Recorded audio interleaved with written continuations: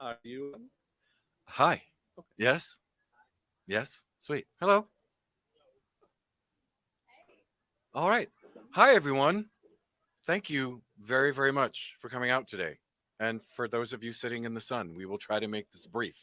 I can already see you all glistening, and it's beautiful. It's beautiful glisten. My name's Tim Cummings, and I am very honored to be here today to help Jude Atwood launch this amazing book into the world. And I wore my witchy coat and witchy spider. For those of you who've read the book already, it's an homage to Tad Trumpeter, which some of you may know, but we'll figure it out when you read the book. Um, Jude and I share the same publisher, Fitzroy Books, which is a branch of the middle grade and YA branch of Regal House Publishing. And we also have some fellow Regal House authors here as well, Candy and Lisa. And so, um, writing as solitary an adventure as it can be also builds community, which is very nice that I have three new amazing friends. So that's how we know one another. And like I said, I was really honored to be asked to come here and help him launch this book into the world by having a conversation, asking some questions about the book and cracking open some of its themes and hearing Jude talk all about his process and this book. And I just would like to say first, thank you to everyone who showed up today. The many people that I know, some people that I have not seen in a quarter of a century, and some people that I have just met today. But I really appreciate you coming out on a Saturday afternoon to Arvida Book Company in Old Town Tustine. And one of the plot elements in the book, which some of you will eventually, some of you won't read it, but some of you will. And one of the plot elements involves a tomb that is only open once a year for 1 hour per year. Mm. And that is based on a real thing. Some people thought that that was preposterous, that there would be a gravesite that has that stipulation. And that actually exists in Portland, Oregon, but it also exists in another form in Tustin, California, because today of all days is the one day out of the year that bookstores can sell booze. And so there happens to be bourbon sales right next to us. I don't think they knew that when they scheduled my reading, It's perfect. but it feels like kismet. And so I really thank you to everybody who showed up. Thank you very much to Arvida Book Company. And a big thanks to my friend Tim, who came all the way from Silver Lake, California. And I don't know if you know this, but for people who live in the Hollywood area, driving to Orange County is like, it's like international travel. And so it was a real favor, and I'm so appreciative. We left at 4 in the morning. Just got here. And I'll throw it to Tim. So, hi again. Welcome. I'm going to ask Jude some questions here. I want to talk about um, one of the things that happened when I was reading this book, which I found so extraordinary. We both write for what I like to call younger minds. I wouldn't call them younger readers. They are younger readers, but younger minds because a lot of older people, people our age and older and younger, love to read middle grade and YA. So we both write for younger minds. We write in a spookier energy. Um, and a few years ago, um, I earned my master's in a 3 year program, Antioch, up in Los Angeles, studying writing for young people. So I read a lot of books for young people, and I became sort of scholarly about books for young people. I was already passionate about it, but um, I felt like I really had my finger on the pulse of a lot of the things that people write about and why they write for this age group and what it means to write for this age group. When I read this book, a lot of stuff came up for me. That was really amazing. First of all, it reminded me a lot of this book, Ray Bradbury's Something Wicked This Way Comes, one of my favorite novels of all time. Um, Now, there's a spirit. You guys, there's a very similitude in spirit here. Your book is easier to read, I will say. I mean, Ray Bradbury really, really, really loved writing. And so every sentence feels like you're at the carnival. He's very loquacious and it's a lot of purple prose, but it all comes from joy. So it's not a writer being annoying. Yours is written with much more clarity and focus, but the spirit of these magical, paranormal, mysterious elements happening in a town and swooping up these kids is similar and admirably similar.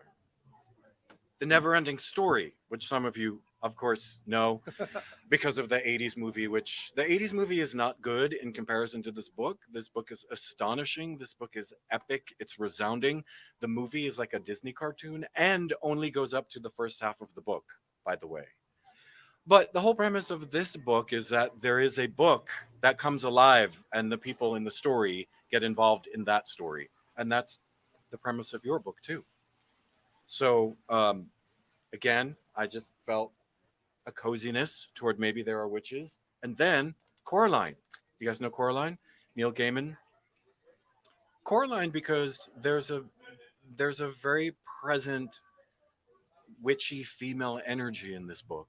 And of course in Coraline, there's that mother figure who then turns into that spider witch. There's that twist where you think the good person is good and they're well, we can't talk too much about. We don't want to have spoilers. But uh so by the time I finished reading this book, I was completely on board because it brought me in through all the books that I love so much in this genre.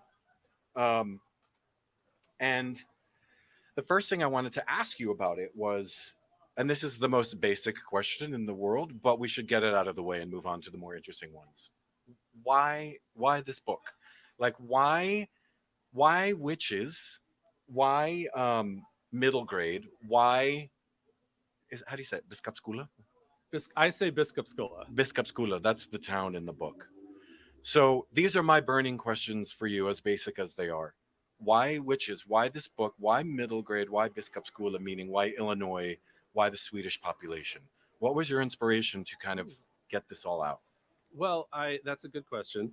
And I will say I thought about ghosts, but I feel like ghosts are a little overdone. And I'm kidding because there are several ghost authors here.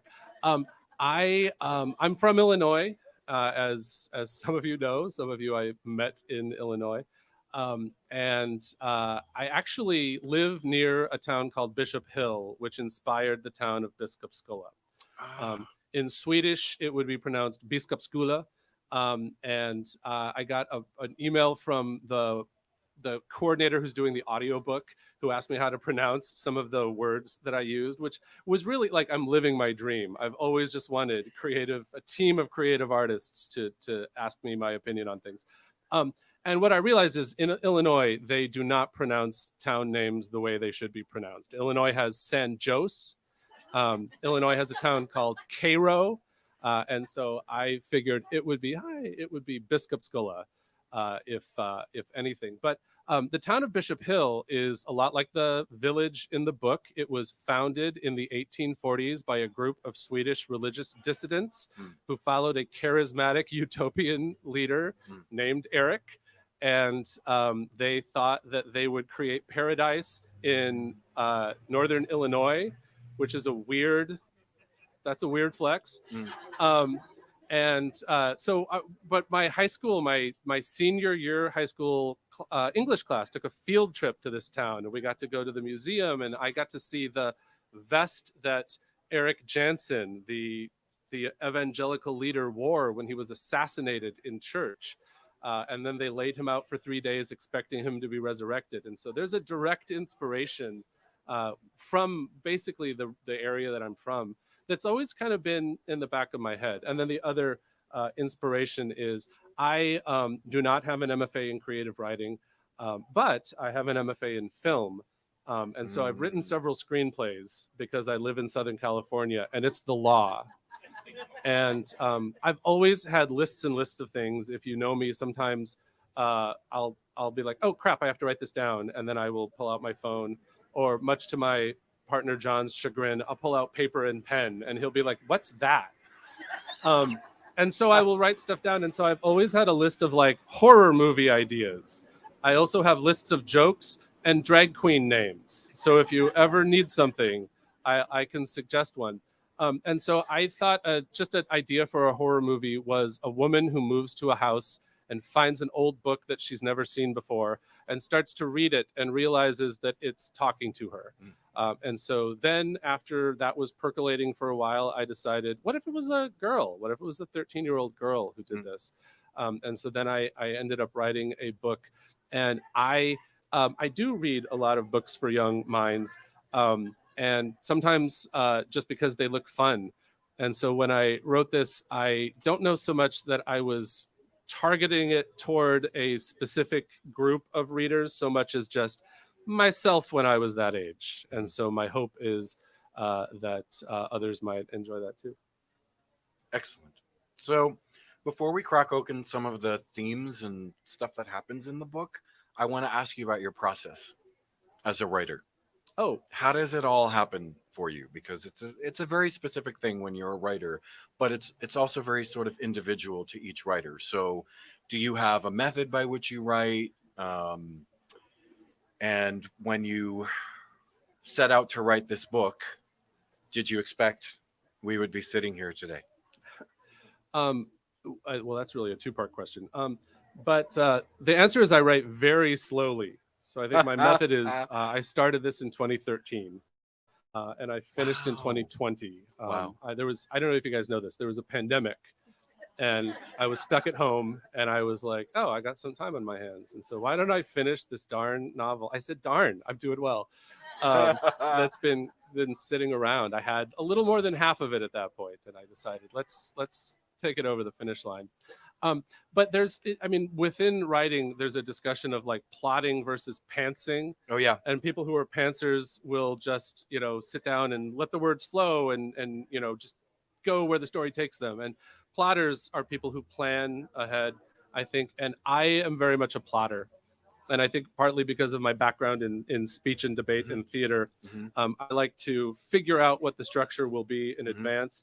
I like to know how something is going to end before I start writing it. And so one thing I did was I wrote out of order because sometimes I just don't feel like writing, and I'll think like, oh, well, I could write this other thing that's either, more interesting, or I could write this thing that's like more calm. And so knowing where it was heading, I think helped with that. Now, I'm not going to make that mistake again, because when it takes you 7 years to write something and you wrote the end 5 years ago, there's a lot of choices that you had to make that you've forgotten about completely. And so you'll get to a point and be like, oh, this person has a different name and this building is not the same building and none of this. And so there was a lot of revision that had to take place just to clean up to make it readable. But I guess so I'm a slow plotter, which sounds like something the CIA should arrest. There's a book called Take Off Your Pants. But don't get too excited. It's not what you think. And it talks about the benefits of plotting over pantsing. And it's actually a pretty amazing book because it uses so many stories that we all know and love to explain how they were technically plotted and what would have happened if they weren't. So I go back and forth. I have to be honest. I feel like sometimes there's a story and it needs to be plotted, and other times there's one that just comes out of my subconscious. Whatever bubbles up is what comes onto the page. It isn't always successful, but that's more about the process of writing. Like you don't quite know where it's going to take you. What do you love writing? Does writing drive you crazy? Talk to us about. That's interesting. Like, I think I have a decent relationship with writing. I like writing, but sometimes I really don't feel like doing it. And so, people talk about writer's block, and Hi! A plane full of people has just arrived to come to our Vita Books. It's the witches. I don't necessarily have the sensation of, oh gosh, I don't know what to write. I don't know where I'm going. But I have the sensation of like, oh, I'm really busy today. I don't feel like writing. And so I more try to just make space in the day to do it and try to, and I'll set a very small goal. Like I'll set like a 500 words today, which might sound like a lot, but that's really just a few paragraphs. Sweet. And so what I've kind of realized is that if you just keep chipping away at 500 words a day, eventually you'll have a book. And then I think the other, in reference to something that you said, whatever your strategy is, you're always going to be rewriting, Mhm. especially with something longer. That I Mhm. think it's a natural part of the process. That people say sometimes that writing is rewriting, and I think there's a lot of those aphorisms that you hear, even if you're not like a writer, that you've just picked up in English class or something. And then you kind of interpret them for yourself when you're going through the process. But what I discovered is, oh, yeah, there's a whole different creative approach once you've got something to try to turn it into something that is closer to good. Love that. Nice. Okay, so talk to us about some of the themes that you were working with in this book. What was coming up for you around that? What was coming up for you around, well, if it's a book for kids, it should contain a message, as it were. But talk to us about all the stuff that happened in that sphere for you. Well, I've always taken to heart, I think, what Mark Twain wrote in the intro to Tom Sawyer, to the effect that anyone trying to find a moral will be killed. Um, but I really did not set out to. And I know that work for young minds needs to have a theme. It needs to have something that is bigger than just what it is. But I think that the first thing I wanted was just kind of a fun story. Like I wanted something that would be fun to read. And so I don't think I thought of what the theme was until after I had written something, and Yeah. then I realized, like, Yep. oh, that like recurring throughout the book, there's a theme of like getting to know people Mm-hmm. and how we learn to understand the people around us. Mm-hmm. Because I think when we meet people, we immediately start to form impressions, but we don't really know them yet. Mm-hmm. And I think that that's something that's always been interesting to me. I think that some of my best friends are people who, when I met, I couldn't stand them, or I found them a little obnoxious. And I'm sure that many of them found me obnoxious. And so I think that that process is always, I mean, just for my whole life, that's something that I've really benefited from. And so it showed up in the book. And so that I think is probably for young readers, that's the kind of overarching theme. So if the Newbery Committee is listening, that's really the heart of the book. It's not just a fun story about witches. There's also a serious point. This is being live streamed to them right now. Hi. Um, yeah, I would agree with that. Revelation was a big one for me in this book, meaning what gets revealed, meaning things aren't always what they seem. And that occurs many times through this book. We can't talk too specifically about it because it would reveal information that we don't want to spoil for you, but insofar as there being many faces that people wear. Yeah, and I think a lot of great stories are archaeology, Mm, especially big epic stories. That mm, I have this someday I will write an epic sort of fantasy adventure, and I think all of the great ones take place long after a war, and they're just figuring out the effect. Star Wars happens after a war. Lord of the mm, Rings happens thousands of years after a war. mm, Even Harry Potter is 10 years after, 11 years after a war. mm, And I think that it's. I mean, even when they're not mysteries, they're mysteries, mm, and there's a lot of sort of sifting through what happened in the past that is having an influence on the present. And I think mm, we all do that. I mean, it's just when you meet someone, you if whether you like them or not, you try to figure out like what's your deal, what happened to you. mm, And so I think that that is a lot of what I mean. A lot of stories I think kind of involve that. And mm. so yeah, I think that's Sweet. Revelation. I want to talk a little bit about your protagonist, Clara, and what inspired her for you, and how you took that character through the story, or vice versa, how she took you through the story. Because as we know as writers, sometimes the characters take us, sometimes we take the character, sometimes the partnership changes as it goes. But I was really curious about her because she's pretty fastidious and smart, and she has a task ahead of her here, and she's not afraid to tackle it.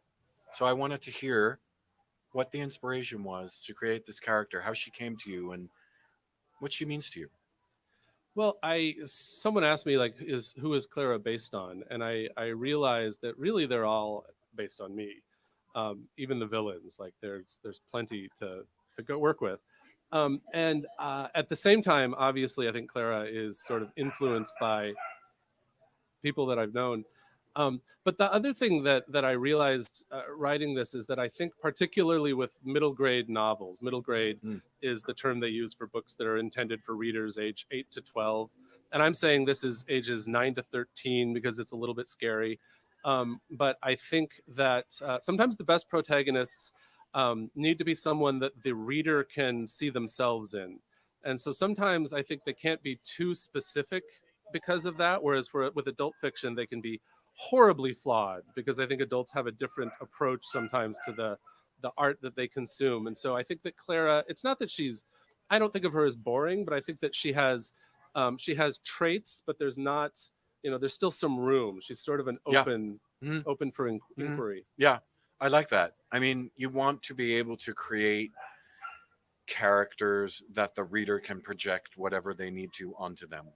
I mean, I think a good story, a good movie, any piece of art really has a nice balance between what's very specific and what you recognize and something that's more of a neutral palette so that you can connect with them in the way that you need to without them having too specific a facade.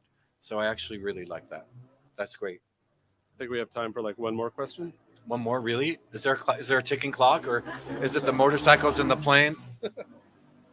Um, okay, so so this is a little bit deeper, but for me it resonated deeply, and it was this kind of socio-political undertone in this book about, and I'm gonna, if I may, um, quote something that talks about um, witches, specifically witches. It kind of comes out of this realm of the book being an adventure story, a coming of age adventure story, and explores something a little bit deeper. So,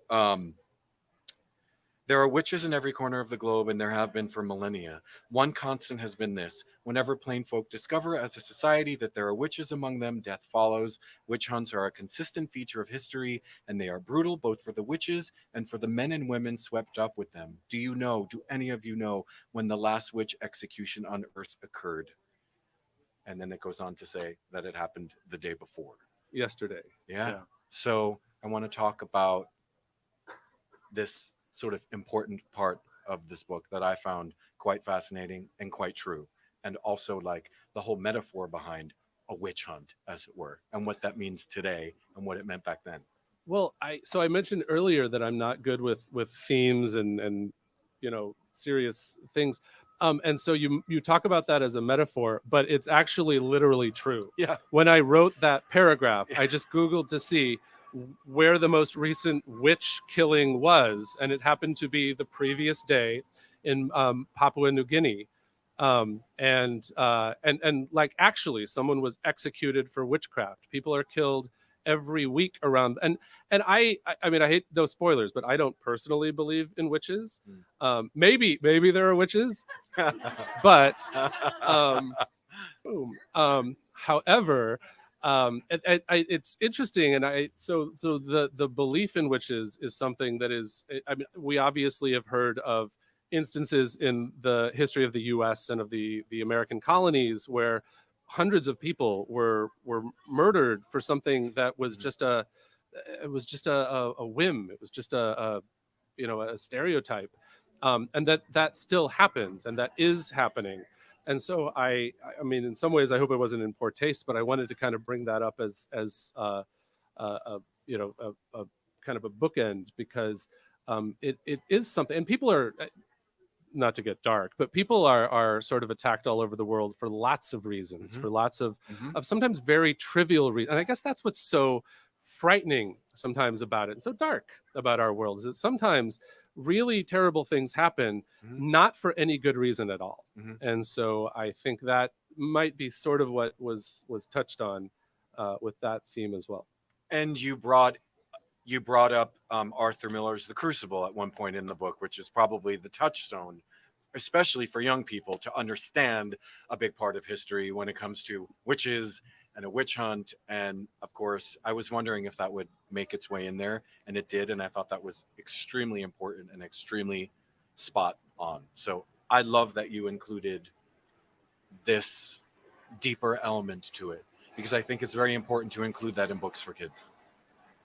And a fun fact is that if you try to get permission from Arthur Miller's estate to quote The Crucible, it's really hard. Like, it is impossibly difficult. Yeah. So just if you ever find yourself needing, hypothetically, Yeah. if you find yourself needing to do that, it's a royal pain. He'll send Goody Proctor's spirit out on you. Anyway, so next you're going to do a reading. Is this on? Is this still on? Oh, it seems to be off. Hello? Hello? Okay. You're going to do a reading for us. Yes. Okay. Everybody enjoy. Okay.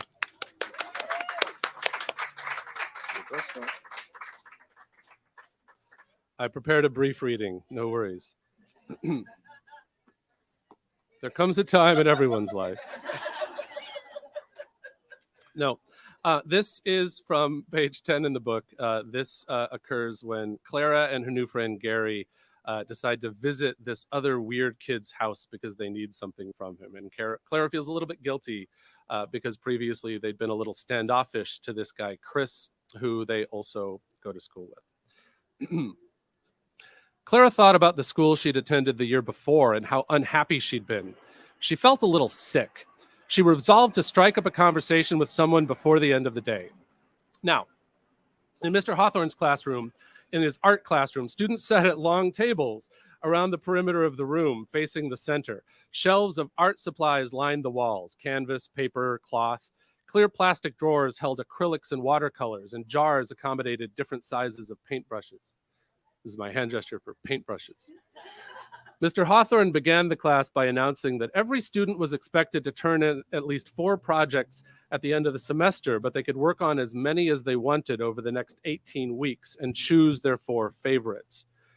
If you need some ideas, he said, feel free to look through the books and magazines at the back of the classroom. Clara didn't consider herself much of an artist, but once in summer camp, she'd helped paint a mural celebrating female scientists. She imagined she could figure out some kind of interesting project to occupy her time. Now, some classmates knew immediately what they wanted to do. One student in a Velvet Underground t-shirt with long blonde hair took a sketchbook out of a backpack and scrawled a few notes before standing up to show Mr. Hawthorne. That looks fine, Chris, Mr. Hawthorne said, nodding his approval. Clara leafed through the art magazines and nature books featuring birds or barns of Illinois. If you paint a barn, I will never be your friend. A wiry boy with brown eyes and a shock of black hair was smirking at her, and Clara couldn't tell if he was being mean or friendly. I don't think I'll paint a barn. I don't think one would fit in the classroom. He grinned.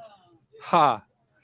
In Mr. Hawthorne's class, all anyone does is something. There are only 3 options. All anybody does is something beautiful, something weird, or something tacky. Barns are the ultimate in tacky. Clara decided she would pretend he was being friendly even if he wasn't. It was nice to have someone talking to her. Which path are you going to take? She asked. I do paintings of insects at extreme magnification. That sounds weird. It's beautiful, but I can understand the mistake. Clara picked up another book with 4 black and white woodcut illustrations on the cover. A brief history of the village of Biskupskula. One image showed a group of people in old-fashioned clothes building a church. Another depicted a man laid out dead on a table in front of a crowd of people.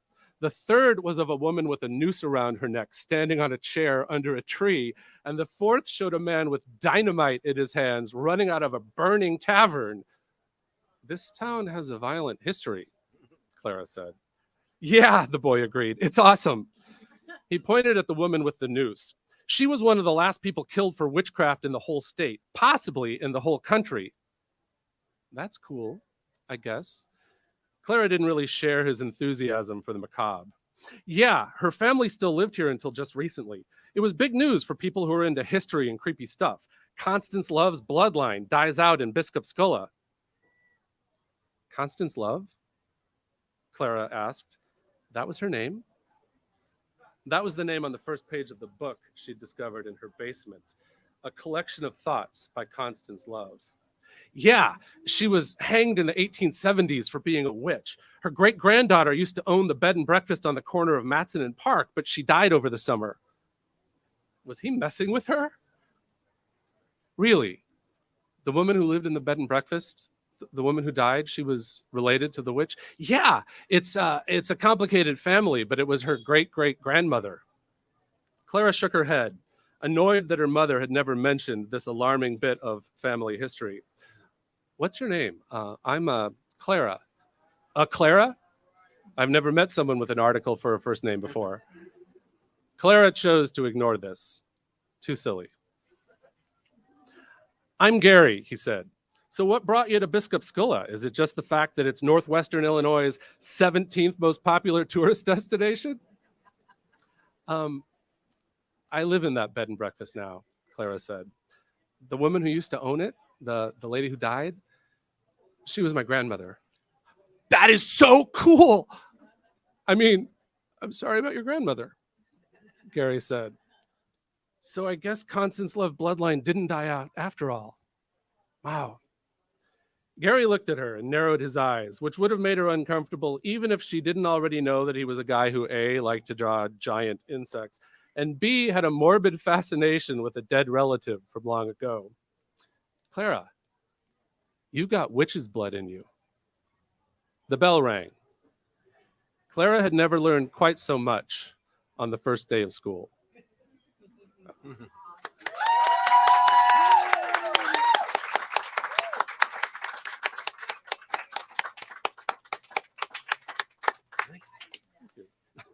Thank you, everybody, for coming.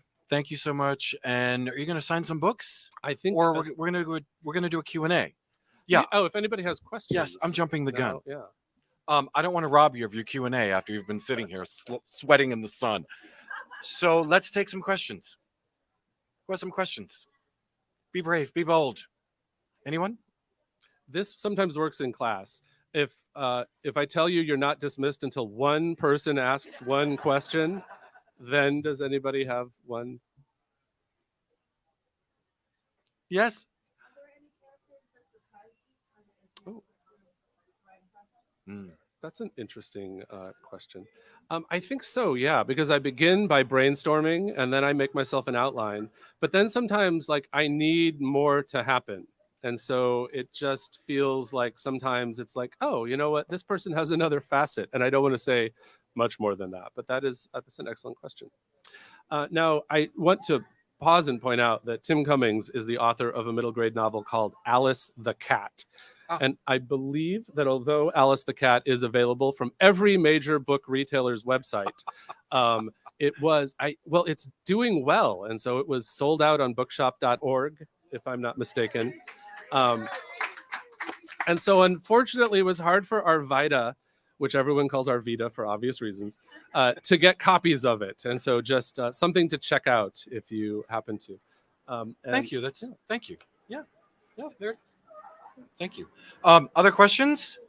Anyone? Yes. There was such anticipation. It took 2 years. How do you feel? Oh, gosh. The question is, there was such anticipation because the book was sold 2 years ago. Actually, 2 years and 9 days ago, but nobody's counting.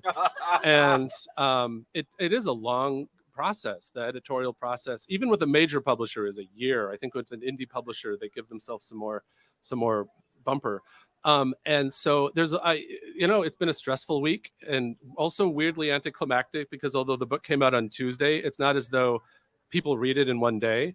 And so the other thing that nobody tells you, like I'm from a small town, and one advantage of that is that I'm still in touch with lots and lots of people that I knew back in the day. And many of my California friends didn't keep in touch with their old high school teachers and high school. I sent a copy of the book to the English teacher, to Mr. Golby, who took us on the field trip to Bishop Hill.